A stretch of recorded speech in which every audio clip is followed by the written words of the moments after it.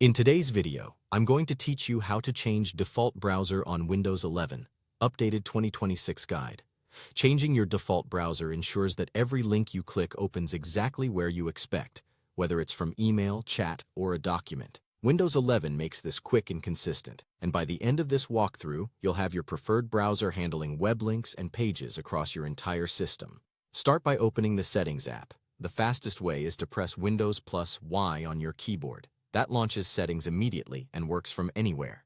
If keyboard shortcuts aren't your thing, you can also open the Start menu and choose Settings from there. Either way, you're heading to the same place.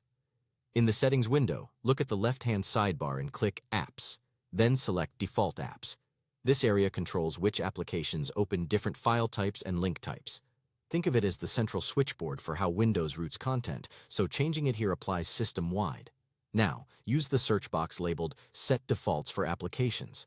Type the name of the browser you want to use and select it from the results to open its configuration page. You'll see a summary of the link types and file types that can be handled by this browser. At the top of that page, click Set Default.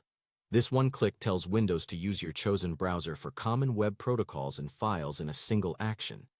If you see a confirmation prompt, go ahead and accept it. This step saves you from assigning each type one by one and covers the most important web-related associations automatically. Next, confirm that web file types and link types are assigned to the browser you selected. Scroll through the list and look for items like HTTP, HTTPS, HTML, and HTML. Each of these should now show your browser's name on the right. If any entry still points to a different app, click it and select your preferred browser from the picker to keep everything consistent.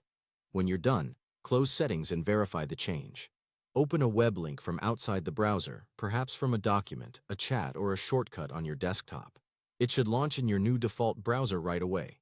You can also double-click an .html file to confirm it opens there as well.